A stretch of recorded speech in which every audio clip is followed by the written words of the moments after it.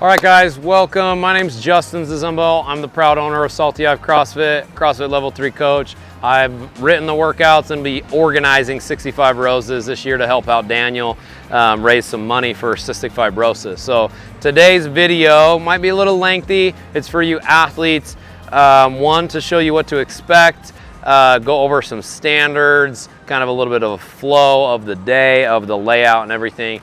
Before we get into it, I just want to remind everybody that this is the intention of this event is to be fun and to raise some money for a good cause. So we want to keep it lighthearted, we want to keep it fun, we want to keep it simple for you as the athlete, simple for the judges, and just try to run a very smooth event. So you've seen, or you'll see what the inside's gonna look like. A lot of the equipment's gonna be cleared out. A lot of the space is gonna be organized just for the event. It'll be cleaned up and ready to rock and roll. But outside, I just kind of want to go over a couple things. So next door, our neighbor is letting us use that space for a warm-up area. So what we're gonna have set up is on this side of this unit, there'll be rubber mats down with equipment. What I expect even more so than next door at Salty Hive is that you respect that space. He's doing this out of the kindness of his heart, letting us use his space for a charity event. So if you're not on rubber floor, I cannot have you dropping equipment. All equipment besides machines and like stretching and rolling stuff needs to stay on the rubber flooring, okay? But that whole space is going to be for athletes. Warm up, hang out, cool down, whatever you need. There's also an extra bathroom in there. So athletes and judges, volunteers, that will be for you only. Okay. In the front room, we're going to have scoring set up. That's also where there's a bathroom. How the week or the day will go throughout the event is you'll go from this warm-up area, and athlete control will take you from this area across the parking lot in through the north garage door, so that far garage door. So the male teams will get dropped off at their lanes there. The females will walk around and get dropped off on their lanes here. When you finish the event, you'll flow back out through this door, and then you can go about wherever you want, okay? But you'll flow inside the north door, get dropped off at your lane, and then flow out through the south door. What I'd recommend is getting here as early as you can. What I envision is this whole grassy area on this side of the gym. It runs here and it also runs down the street. That's a great place to set up your chairs, your coolers, your canopies. I expect all the kind of athletes and teams to be set up there. This whole parking lot's going to be cleared off for spectators to hang out, for the raffle to go down, for athlete check-in. So there won't be any parking from Salty Hive door over. The rest of the parking lot down there, and then the street anywhere you'd like to park. Should be pretty cleared up here on a Saturday. So just a couple housekeeping things to keep track of. We'll start to go over all the events here in just a sec. All right, guys, event one synced for 65. Get it? For 65 Roses, that's what this is all about, cystic fibrosis. Anyway, refer to the old videos if you're looking for flow and what this is gonna look like.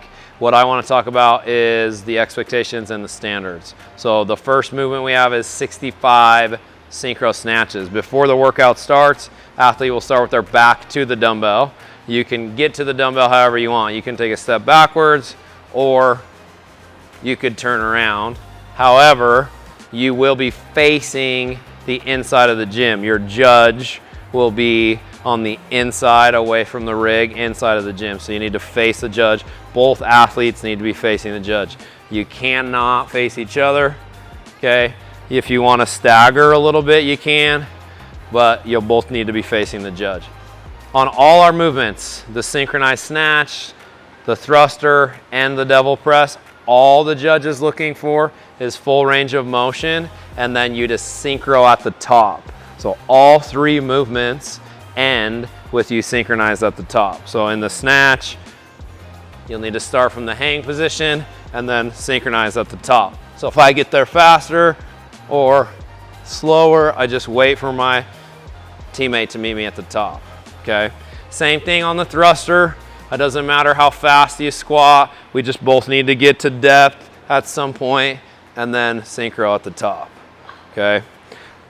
On the devil press, the judge will look for your chest and thighs to touch the ground at some point at the bottom of the movement. So chest and thighs are down, and then we're synchroed at the top again. Okay, so we're trying to keep it as simple as possible for you as an athlete, and more importantly, our volunteer judges. Full range of motion on the hang snatch means you start your first rep at full extension, and then the dumbbell just goes from the hang position to full extension at the top. On the thruster, full squat, hip crease below the top of the knee, and then at the top, full lockout. Leg straight, arm straight, synchro with your partner at the top. On the devil press, chest and thighs on the ground, get up. I don't care if you clean and jerk it, it doesn't have to be a snatch, synchro at the top. Do a burpee, get the dumbbell overhead. Okay, as you are burping though, on the devil press is one hand needs to be on the dumbbell. Okay, so if you wanted to do your burpee and then get up and then get it overhead, that's fine, okay? For the run, you'll both grab the band. So the band will stay in your square.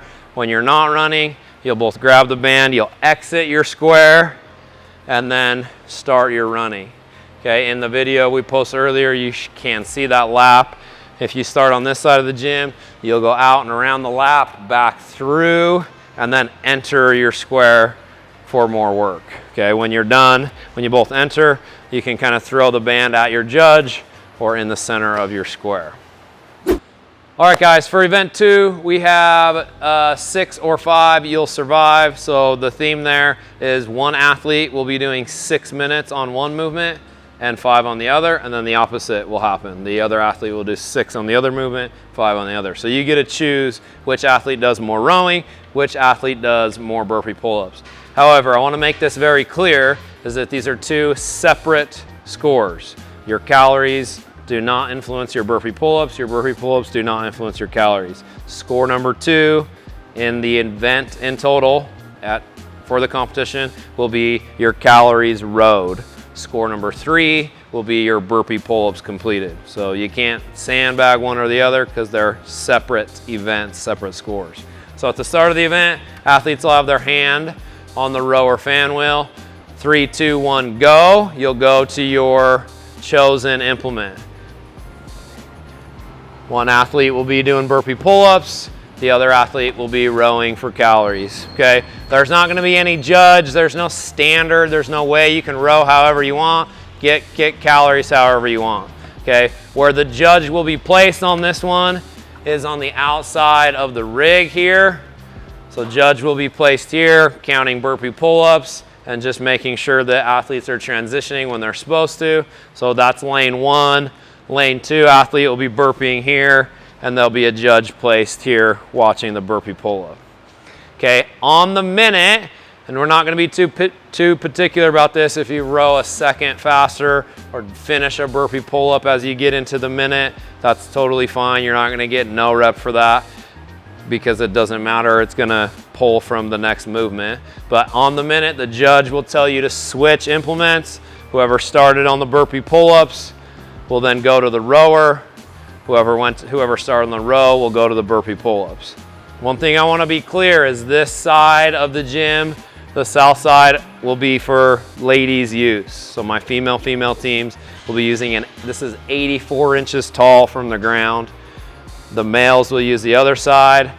That is 91 inches tall from the ground.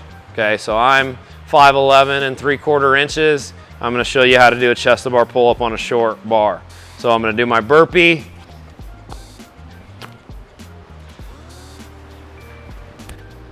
Full range of motion pull-up, okay? For my RX athletes, that means your arms are extended, your feet are off the ground, and then you execute a pull-up, okay? Chest to bar at the top. For my scaled athletes, same idea. Feet need to come off the ground, but we're just looking for that chin to come over the plane of the bar, okay? So if you're used to using taller pull bar, you got a couple weeks to practice on a shorter one. It's reasonable, it's fine, and you guys will figure it out. All right, guys, event 3, we got 6 for speed and then 5 for greed. Again, a 2-part event. There are 2 scores, there's 200 points available. On the first section, it'll be your time that it takes for both of you to get through the 6 bars for speed. And then over there, it's kind of dynamic on the greed bars, but every bar that's successfully lifted will be a rep. Okay, so you could potentially have up to 8 reps each, the 4 that are designated, and then the 5th bar is for max load. So let's say me and my partner each get through the 4 over there, and then we each do 315 pounds on that 5th bar. Our score would be 8, and then the tie break would be the 315 added together for 660. Okay, if I get to my 5th bar, hit 315, but my partner only lifts 2 bars, then our score would be 6 reps, because I did 4, they did 2, and then 315 as a tiebreaker, because that's the weight that I got on the 5th bar. If you don't get to the final bar, your tie break will be the time on part A, or the speed ladder. Okay, so it's kind of dynamic. We'll write it out for you so you can read through it a little bit. So let's just walk through what it's gonna look like. Before the call of 3, 2, 1, go, both athletes will stand behind this tape line. Okay, 3, 2, 1, go. Athlete number 1 starts. I'll do 3 cleans at the first 2 bars. Okay, once I've done 3 cleans and I pass this tape line, athlete 2 can start. Your second set of bars will be 2 reps. So 3, 3, then we got 2, 2, and we'll snake around here for 1, 1. I'll run past this tape line, but it doesn't really matter how fast I get past it, because the time will be recorded when the second athlete crosses this tape line. There'll be a judge watching that, okay? So you have it, that is a 2-minute time cap. Should leave you plenty of room. I think most people will finish right around the minute, maybe minute and a half mark. From 2 minutes on the clock to 4 minutes on the clock, you get a break. Okay, and your break, you can put belts or lifters or thumb tape, water bottles right here. Okay, you'll have 2 minutes to get to the other side of the gym, be ready to go. This one's a little different. Each 2-minute interval, you both will be lifting the same bar. So at the 4-minute mark, we'll both head to our first bar. Okay, boom, I lift it. Boom, Liv lifts it. And then you can move. There's only gonna be 1 team in each one of these lanes. So if this bar's in your way, you can kind of move it out of the way. You can slide this bar into a better spot. You have a 2-minute interval though. So from 4 to 6, you gotta lift the first bar. From 6 to 8, then you'll start, you gotta lift the next bar. Just try to stay out of each other's way. Okay, as you continue to climb, so now team number 1 is here. There should be a next team starting there, okay? But we'll each have 4 minutes here and then we'll move on. So if we both successfully clear the 1, 2, 3, 4 bars, that would be 4 reps each, 8 together. Then we move on to the final bar. Okay, this final bar will be loaded. You'll get it, you'll tell the judge on your break what you want this bar loaded at. So after you do the speed ladder, we'll have volunteers and judges asking you what you want this bar loaded at. The guys in the RX ends there at 305, ladies 205. So if you want to add 5 pounds to that, 10 pounds to that, whatever. Okay, but it's different. You have 2 minutes to build to a max. So let's say we both hit the 305. I have 310 loaded. Boom, I hit the 310. Live beast mode, power cleans that 310. Okay, and there's still 90 seconds left. We get to add weight on and keep going. So it's basically a 2-minute window to max out your clean. You can do as many lifts as you want. Fails, don't stop the clock. If you keep lifting, you keep wanting to go up, you can keep going up. Okay, but if you both get there, you got to share that time, right? If one of us is there, then I get the full 2 minutes to myself or whatever. Okay guys, so that's how the event will run. If you have any questions, feel free to reach out, leave it in the comment section, DM Salty Hive CrossFit, we'll take care of you. Let's talk about what we're looking for in the clean. You can clean any way that you want. Over there on the speed, it's probably gonna be power cleans, maybe even some touch and goes. But the barbell will start on the ground, okay, and one motion to the shoulders, and then you need to stand all the way up to finish the rep. That's gonna be extra important over there. People are gonna be trying to go fast. We're gonna see these things where you catch and then just bring the bar down before you stand up. Make sure you straighten the legs before you bring that bar down. Okay, over here we're probably gonna need to see some squat cleans depending on what you prefer and how heavy you're gonna get, but that doesn't matter. One motion to the shoulders. If you need to squat, just stand it up to finish the rep. The judge will give you a thumbs up at the top of each rep, and they'll just count over there. 1 or no. They'll let you know for sure that it was a no rep. You're welcome to split clean if you'd like. Jump, catch in a split, stand it up. Okay, power clean, squat clean, whatever you'd like. Let's just move well. Let's make it obvious on the judges. Let's make it easy on the judges. This is an event for charity. We're trying to raise some money. So if a judge gives you a no rep, be respectful and just make it a better rep, okay? Again, if you have any questions, hit us up. We'll take care of you. So let's talk about the final. We got trippy and grippy. This is a gymnastic one to finish it off. If you know me, you know I love gymnastics. So how this is gonna work, you're gonna do 130 drag rope dubs. Or jump rope. Those are gonna be drag rope single unders or drag rope double unders. You can split the work however you want, okay? So 130 jump rope, 65 toes to bar, and then 11 rope climbs. It's a little dynamic with the flow and the expectations on switching. So we're gonna be very specific about that right away. I'll go over that, and then I'll talk about standards of each movement, okay? So before the call of 3, 2, 1, go, both athletes will be inside. I call it the cage of the squat rack. So if you're peeking out, we're gonna tell you to get back in the cage, okay? So 3, 2, 1, go. One athlete will go to the jump rope. Do as many jump rope as they want, okay? As a team, you're gonna accumulate 130 reps. If and when you wanna switch, this athlete needs to go into the cage to release their teammate. Okay, so let's say, for example, I did 100 reps, Liv did 30 reps. We're done, we're moving on to the toes to bar.